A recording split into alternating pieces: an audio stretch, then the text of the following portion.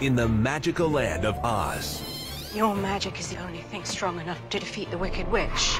The wizard they've been waiting for has finally arrived. Just how wicked is she? As wicked as they come.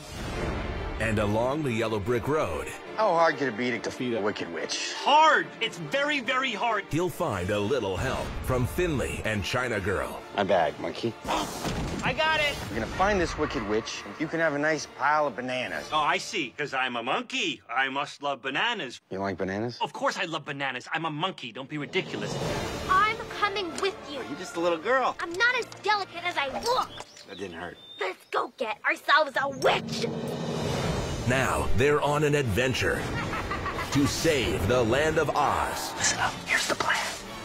Two! Bless you. Good work. You just sneezed away the plan. Sorry. Oz the Great and Powerful contains scenes that may be intense for some kids.